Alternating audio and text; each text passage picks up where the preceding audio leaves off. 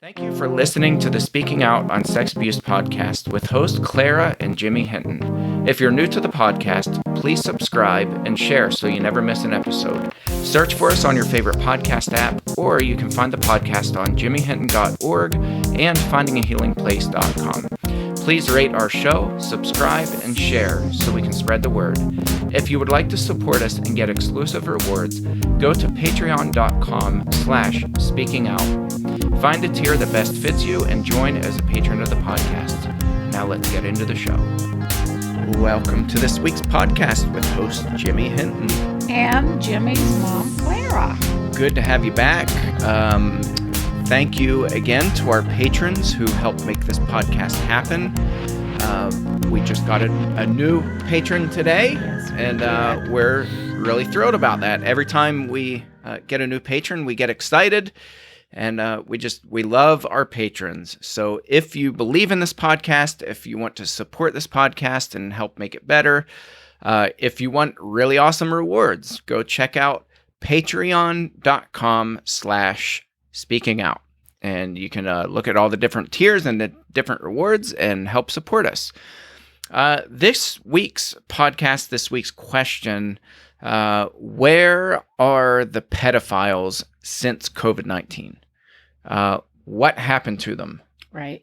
So this one is especially painful for us because I can tell you over the last few weeks, my workload has increased dramatically. Just this morning, I was on the phone with somebody at Homeland Security. I've been talking to friends. I've been talking to people who are flooding my inbox with requests for help. It is absolutely unbearable. I think how bad this is. It is, Jimmy, and I think a lot of people don't understand it because we are all consumed with the issues of, keeping ourselves safe, our family safe from COVID. COVID has become the primary issue right now. And employment. Everything related to that. Everything employment, related, yes. More and more of us are beginning to know people who are getting this virus, and somehow we've allowed the child abuse and what's happening in that arena to be sifted down below. Yeah. And that's not a good thing. So we are going to bring it up to the top where it belongs. It is a painful thing to talk about, but it is a necessary thing. So that's the question. That's the whole thrust of this episode. Where did they go? Where did the pedophiles go? And we wanted to start by talking about where they are not, because obviously they're no longer at the schools. Right. The teachers that were pedophiles, and there are a lot of them. It's staggering how many are school teachers or are on school staff. They're not in the schools right now because kids aren't in schools. And they're not in a lot of our churches because a lot of our churches are not back in operation yet. A lot of churches have gone completely online for a while yet. So whereas the church used to be the pedophiles' playground, not the playground is closed for a while. Daycares. The numbers are extremely limited for the daycares that are back. Right. A lot of daycares still aren't meeting. Exactly. And the ones that are, their numbers are very limited. Right. My wife works at a daycare. She's assistant director. And their numbers are way down. Sure. Way down. Yeah. And things like our lakes and our parks and our recreation centers and everything like that, where pedophiles would normally hang out to meet children, even malls and shopping centers, those are very limited and or closed right now. Yeah. So, public pools around here are closed. Sports events for schools have mostly been canceled or banned or whatever terminology you want to use now. Kids are not at these events. No. So it begs the question, where are they? Keep in mind, too, the very frightening thing is that kids are spending a lot of time online. Right. Schools are moving a lot of their curriculum online. Our school now Our school district specifically has the option in the fall. Us parents can keep our kids home if we want. And a lot of parents are going to opt for that. Well, a lot of schools are mandatory. A lot of schools are mandating that their kids stay home. At least for the beginning of the school year. So there is no choice there. Yeah. So a lot of them are stuck at home. A lot of the kids are online. Keep in mind too, a lot of the parents still have to go to work. And they can't find sitters for their kids. Right. So what becomes their babysitter? And I know personally a lot of people who've spoken with me directly and said, we know it's not right, and we know we shouldn't do it, but we don't see any other option. We don't have any other options right now. And we just give devices to our kids and we let them play while we're at work, and they stay home alone and they play on their devices, and we have no idea what they're up to. But that's where they're at. Excuse me. So I want to read this quote. I just put this on my Facebook page yesterday. This quote is from John Sheehan. I think that's how you pronounce it. Shehan. He's the vice president of the National Center for Missing and Exploited Children. And he's specifically, he's specifically in the Exploited Children Division. Here's what he has to say. COVID-19 has presented challenges and opportunities in the fight against child sexual exploitation. In the first quarter of 2020, NCMEC, National Center for Missing and Exploited Children, became aware of predators openly discussing the pandemic as an opportunity to entice unsupervised children into producing sexually explicit material. At the same time, we experienced an explosion in reporting to our cyber tip line from both the public and electronic service providers, all while transitioning to a telework environment. I'm going to pause there. This is the biggest recipe for disaster. It is. Basically, if I can boil down what he's saying here, he's saying that every imaginable worst case scenario is happening right now. So kids are parked at home. Abusers are openly talking about exploiting children. They're not even hiding it anymore, because we have cities right now that are burning their police stations down to the ground. Law enforcement is they've always been stretched way too thin. Right. Have any of you ever reported abuse before? You know what I'm talking about, right? You wait and you wait and wait, and then all of a sudden it comes back. Guess what? Oh, it's unfounded. Right. We find no evidence of abuse. I have hand-delivered file folders to law enforcement before, and they've come back and said, it's unfounded. Translation, our department is way overbooked, and unless there's a bleeding kid laying in the street with with their head decapitated, we're not going to help you, or we can't help you. We don't have the manpower. So that's what's going on right now. And this guy's saying, remember we talked about how the cases of abuse, the number of people reporting has decreased dramatically because of COVID. Right. What's interesting about this is that the Center for Missing and Exploited Children, those numbers have increased dramatically. Right. And it's not the public who's doing it. I'm going to read a quote here in a second. I think this is important, what you're going to read in that quote. Yeah. And I want people to really grasp what is going on here. So I want to continue this quote from John Sheehan. He says, I couldn't be more proud of the staff at NCMEC for demonstrating their ability to adapt and respond during this time while always maintaining their commitment to the children we serve. Our teams used the unique challenge that COVID-19 presented and focused on the opportunity to creatively improve workflows. That's the nice way of saying it's incredibly hard to shift everything that we're doing to the telephone. Yeah. It's all online. Their offices are closed. Right. That's the reality. Right. These people are working from home. Counselors are working from home. I talked to a friend of mine who's a therapist. For months, she's been working at home, having conferences or sessions online. with clients. Well, guess what?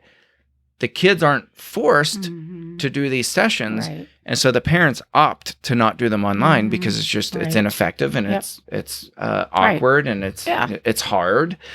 So that's the translation here. Okay. So it's an uphill battle every which way you look at this. He says both operational and technical, they identify new methods to assist in removing online child sexual abuse material and support the rescue of children from sexually abusive situations. Here's the next quote from the National Center of Missing and Exploited Children's website. In 2019, this was pre-COVID, in 2019, the cyber tip line received more than 16.9 million reports. Wrap your head around that for a second.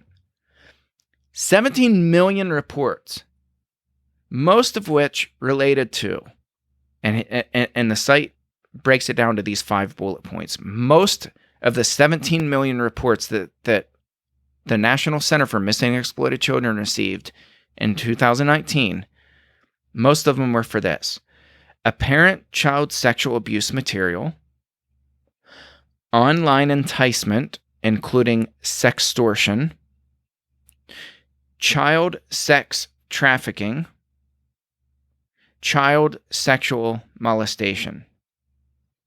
I think I said 5. Those were 4. The top four all related to sexual abuse and exploitation of minor children. The 4 top out of 17 million reports. Wrap your mind around that. And listen to this. 150,667 of those reports, a fraction out of 17 million reports, only 150,000 were from the public. And 16.9 million were from electronic service providers. This ought to make us not sleep at night. Not to scare you, but we've got to wrap our heads around how prevalent this is. It's frightening. The online extortion of children. It's frightening. Yes. By the way, you want to know how many kids go missing each year just in the United States? 800,000. 800,000 kids are reported missing every single year in the United States. That is astounding. Those are new cases, by the way. Those are not long-term, the ones that they never find. That's 800,000 new children show up missing every year in the United States. This ought to be on the very front of our radar. It ought to be top and center of everything that we're talking about, everything that we put our money into. Instead, we're starving these advocacy departments, these programs, starving them financially. And it I don't know. It's so frustrating. I'm not sure. I think, Jimmy, what happens is when something becomes this huge and this big, is so overwhelming that people shut down. And that happens a lot. People just throw their hands up and say it's too big. Yeah. Can't deal with it. Yeah. Can't think about it. Can't go there in my mind. It's just too much. And I think we're seeing that happening right now. We truly are. It's people feel helpless. How can I help these children? Or it's not on their radar because everything else is. Or, you know, every second that you go on social media, pick up a newspaper, listen to a radio, is something about COVID. And typically it's mask versus no mask, which, I mean, great if you want to talk about that, if you want to debate about that. But I promise you right now, statistically, masks is not our epidemic. Right. I'm all for wearing, when I go in stores, I put my mask on. I'm not one of these people that's like, you know, I have my rights. Right. Yeah. Right. Whatever. Be smart. Be wise. But move on to other important issues and start talking about them. This is going on right now. So the question that we asked earlier, where are the pedophiles? Well, I can tell you again, they've not gone into hiding. Nope. They're now out in the open. Yep. They know that our law enforcement, where are they at right now? Where are they at? Our law enforcement is shameful to say. They're out in the streets fighting riots. Done to them. Yes. They're out in the streets. They are, and it's awful. Trying to push back riots and keep people from killing each other. And keep cities from being burned down. And, right. Yeah, every monument being smashed, every race, color, and creed being just attacked. That's where they are. Yeah. This isn't abuse isn't even on their. It's not even on their radar right now. How can it be? And I can tell you this too. In my phone call to Department of Homeland Security, I was told you ought to see what's happening with our legal system. And by the way, if you missed episode 100 with Boz Chivijan, go back and listen to it. Listen what's going on to our legal system right now. Right. He said 90%, 90+% of their cases, of their court cases, are all on monitors. Right. They're not even showing up to the courthouse. And he said, some of these cases, they're so important that you have to be there in person. Think about that too. Think about the implications of this. All the cases that are getting lost in the shuffle, that are just being rubber stamped because our whole system is so overburdened right now. Our system is broken right now. It's overwhelmed. It's overburdened. It's broken. And abusers know it. And they do. I was talking to someone who just got out of jail, and he was mocking our legal system locally here. He said, I'm supposed to be on parole. And he said, what a joke that is. He said, I've had nobody check on me for 4 months. Yep. And he said, I finally called him and said, hey, I want to go out of state. Am I okay to go out of state? You know what the response was? Just shoot me a text. I love this. Shoot me a text and tell me you're okay. Yeah. And I thought, well, it's interesting you mentioned the prisons, because I can tell you where pedophiles are not. They're no longer in our prisons. Right. They're turning them out in droves. And if you don't believe me, look it up. You can find plenty of articles on this. Sick about it. Violent predators. Now they claim, excuse me, they claim that the only inmates that they're turning out are nonviolent, people that we're going to get out in 6 months anyway, et cetera, et cetera. Nonsense. Yeah, I know. You can find plenty of articles that show. And Pennsylvania's been doing this for a while, and you know that from living here. I do know that. Our lovely governor has been turning prisoners out, and he has I guess he has a fascination for pedophiles, because they're turning. Well, I shouldn't say him. It's just our legal system, because it's not specifically our governor. But he's certainly aware of this, and he's not said a whisper about it. Very aware. But in Pennsylvania, in 2018, if you don't believe me, look it up. Maybe I'll link to all these articles when we're done. 2018, Pennsylvania rammed through in the quiet of the night this legislation that said, we're removing tens of thousands of registered sex offenders from the registry because we found it unconstitutional. Because you got to worry about the feelings of people who rape kids. We find it unconstitutional that we retroactively went back and labeled these abusers and used these guidelines for the different tiers and things like that. And we put them on the sex offender registry for life. So you know what they did with it? They removed tens of thousands of sex offenders, just vanished instantly, overnight, vanished from the registry.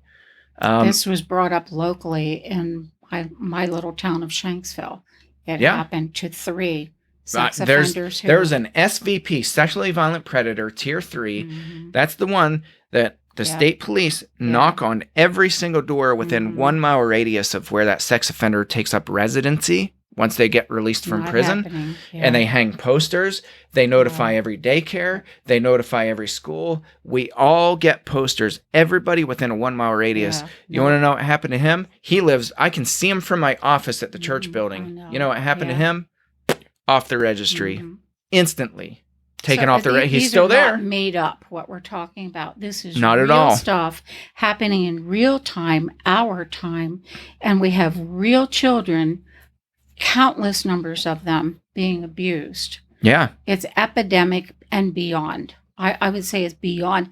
It's if there ever should be labeled a pandemic, is child abuse. Yeah, it truly. Yeah. So they're releasing pedophiles from prisons like crazy in all 50 states. Trust me when I say this is happening. They're not in the schools because schools are closed. They're a lot of them not in churches because churches are not meeting in person like they used to. So the pedophiles aren't sitting at home like, oh shucks, now we can't abuse kids, right? They know that law enforcement is completely overwhelmed. Our court system's completely overwhelmed. They're blatantly talking about how they can exploit children online, and they're doing it. We know that because why? The reports are way up. Right. Which reminds me, here's another article. This was from Forbes.com. The name of this article, which was a few months ago. This is right in the middle of COVID, April 24th. April. Yeah. Child exploitation complaints rise 106% to hit 2 million in just 1 month. 2 million reports in just 1 month. That's just child exploitation online. If you don't think these abusers are emboldened, if you don't think that they're doing this out in the open, if you don't think that they're finding ways into your child's device, think again, because they're doing it. So, where are they? Well, a lot of them, they're online and they're at home. Absolutely. They're at home. And they're your neighbor or they're your good friend, they're whatever, who is saying, you know what, I'll help you out. I'll babysit your kid. Yeah. I don't even want money. I'll help you through this. That's right. I'll go sit with your kids for, the next 5 hours every day. I don't want anything from you. Beware, parents. I really, really, really mean that. Yes. Beware of something like that happening to you. And you mentioned too, a lot of the parents are so desperate because they have to work. Right. Or they get fired. Or they lose their house. They need to pay the bills. Unemployment's running out. They need money. Daycares are not taking kids. No. Just one of our sister daycares. My wife works at a chain of daycares. It's a nonprofit organization. They just shut down one of their centers just north of here for 14 days. Yeah. Because if one child or one staff member somebody gets tested COVID, positive for COVID, they have to. It's a mandatory 2 weeks. shutdown. What do parents do with that when they have to? They have to work. They have to. Either the child is left totally alone at any age, and we see that's happening also. And then they have their devices, and guess what? A lot of school budgets, which are in place now, have put budgetary money in there to include devices for every child. Yeah. Every child. They're buying computers for every child to accommodate, which is, it's good that they're providing education. We can say it's good, Jimmy, but the drawbacks are so terrible that I don't know. It's not good. Teachers can no longer check on the students. Nope. They no longer have that personal interaction with the student. Isolation, you feel it's non-personal. Yeah. Very non-personal when you're doing anything like that over line. Can you imagine 6-7 hours of schooling for a child daily without any interaction? And I can tell you from my own children, my children are desperate to see their friends. They are. Desperate to see their friends. All children are. They are dying. Desperate just to see their friends. A kid and play with their kids and talk to their friends and so see their teachers. So guess who's going to sweep in there and be the superhero who now all of a sudden, and children don't care. No. I shouldn't say that. Children can't differentiate. Don't know. How would they know? When they see somebody being friendly. Mr. John paying attention to me, as you know. Mr. John cares about me, or Mr. whoever it is. Yeah. Steps in and becomes the substitute parent. Yeah. So, the irony is that the one place that should be a sanctuary for kids has become a hellhole. It's a place of nightmares. So the home, the home, so many children, kids who are stuck at home with abusive parents or kids who are stuck at home who don't have abusive parents, but they're being exploited online. Right. These numbers are going up and up and up and up and up like crazy. And I don't care what parent is out there. I was very naive when I was a young parent, not so naive as I became older and more aware about a child's curiosity. A child is going to explore. If they come across a video or a link that looks kind of, wow, I've never seen that before, they will explore. Kids are naturally curious. Yes. In every and I'm aspect not, of life. That's not a fault of any parent. That's simply the brain of a child. That's right. That's how it's not developed enough to say, nope, I can't go there. That's not good. And you can say, well, you should have security put on your device. Those securities, you think that pedophiles and abusers aren't working very hard to overcome those securities? They are. They know what they're doing. They know exactly what they're doing. You can think you have the tightest security. Go ask anybody who works with these devices. They'll tell you there's nothing as a totally safe device. Yeah. There's not. So what do we do about it? How do we protect our kids? Right. This ought to be of utmost importance to all of us who are parents, grandparents, caretakers. Number one, we've got to use our eyes and our ears now more than ever before. Our kids are sitting ducks, whether we like it or not. You can say that I'm being overreactive. You can say that I'm exaggerating. But one thing that I will never do is use emotion over statistics. Statistics are important. And the statistics right now are showing kids are being exploited online in record numbers. That's fact. That is an absolute fact. We can't deny that. We've got to be paying attention. We've got to be checking our kids' devices. We've got to make our kids use their devices in open spaces. If you're away at work for 8 hours, don't park your kid in front of a device unmonitored. That's just not, don't do it. Number two, report anything that seems off. Don't be afraid to say anything. Stop this nonsense of people telling you, well, you're just being too gossipy or you're being too overprotective. So what? If people say that about you, who cares? They're losers. Ignore them. Ignore them. And do what's in the best interest of your kid. And what's best for your kid. Other parents, if there's somebody going around begging to watch children and you feel something's not right, you don't have to have hard proof at that point. Right. If you just feel it in your gut, this is just not right. Right. Share that with other parents in your neighborhood, please. If it doesn't feel right, it probably isn't. It probably is not. Correct. That's right. Yeah. Yes. Get your kids to check on other children. Have them check up on their friends. Have them check in and ask. Give them a set of questions to ask. Not probing questions, but just, how's it going? Simple things like, what did you have for lunch today? Are the children eating? Are they eating? And have your kids identify if it seems like their friends are really depressed or really off. Yes. Like your kids know. They're Did smart. you get to talk to any of our friends today? Have you been anywhere today? All of those things, or sometimes kids will just say, well, I broke my arm. Well, how'd you break your arm? Or I broke my toe. I had a child tell me a couple years ago, my arm broke in 2 places. How? I don't know. I was playing. Well, come to find out, the father was involved in that breaking of that arm. We need to do these checkups with children, really. Yeah, and truly, absolutely. We do. Create a list of resources to help family through the pandemic. Give numbers to counselors, give numbers to hotlines for depression and suicide. I believe every child should have a safe number to call too.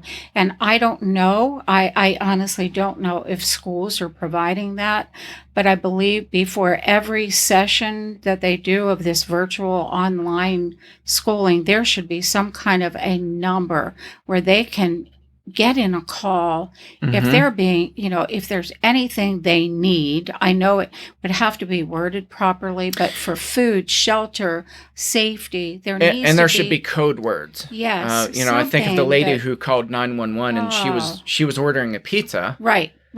And the dispatcher said, I think you have the wrong number. And she said, no, I don't. Yes. And he goes, oh, I gotcha. And he picked up on it right away. Now, is a young child going to know that? No. Not unless they're taught. Right. Unless they're taught. Every home is not going to teach that. But those of us who can, please do that. Others try to pick up on, and there should be a number supplied, even if you give that child your number, if you are the safe person for them. Yeah.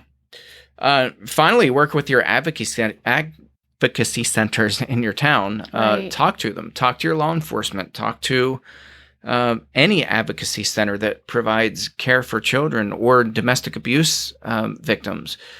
Talk to them and ask how you can help. That's ask how you can partner with them. Questions. They're more than happy. Find Trust out me. What you can do. What can you do locally? What is something?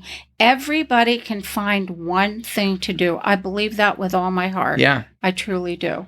But we have to ask. We have to seek. Yeah. We have to be active in this. Yeah. So anyway, the answer is the pedophiles are all around us, and they're brazen. They're getting energized by the COVID lockdowns. They're going online like never before. They're openly talking about exploiting children. Playday? Are you kidding me? They're being turned out of prisons like crazy. Yes. The ones that were using the churches as the playground, they're finding other places now to use as their playground. Mm-hmm. So it's not like, churches aren't meeting in person. Now kids are safe. No. Wrong answer. These people will find anywhere where they can exploit children, and they'll use any means possible to exploit them. It's what they do. It's who they are. Right. So yeah, they're all around us, and we just need to be really vigilant. We need to listen to each other. We need to be aware of what our kids are doing, how they're behaving, how they're responding, changes in behavioral patterns. We need to be really aware and not just write that stuff off and be like, well, they're probably just sad because of COVID. Ask specific questions. Right. Know what your children and grandchildren are doing. Right. Know what they're up to. Pick up their devices and go in their history and look at what they've been frequenting. And don't be afraid to do it. You're the parent. Because of it. They're kids. You have to work with them. Yeah, that's one of the things that the National Center for Missing and Exploited Children does not recommend, taking devices away from children as a punishment. They should be punished because then there's all kinds of other problems that happen, and they will never come and tell you anything. Yeah. So, but be aware. Check the devices and know what sites they're on, know when they're on it, look at the timestamps. You can find a whole lot by going through a device's history, and just be aware. Okay, truth bomb. Why don't you give us our truth bomb for the day? Okay, I'm going to say this truth bomb with the most sincere heart ever, because I'm concerned about our kids. I'm concerned about our youth. Yes. I'm concerned about the time in which we're living. COVID has opened up so many new doors for child abuse and child trafficking. We must keep ahead of this in order to prevent our children from being devoured. And on that note, Jimmy and I will leave you saying, we can do this. We must do this for our children. Absolutely. Thank you for tuning into this episode, and we'll catch you next round. Thanks again for listening to today's episode. Thank you to our patrons who make the podcast possible. If you found it helpful, please follow on Spreaker and search for the Speaking Out on Sex Abuse podcast in your favorite podcast app. Be sure to hit subscribe and rate the show. If you believe in what we do, consider supporting the podcast by becoming a patron, and check out the cool rewards our patrons receive. Share with your friends and tell the world. Join us in speaking out on sex abuse so we can change the tides and prevent abuse.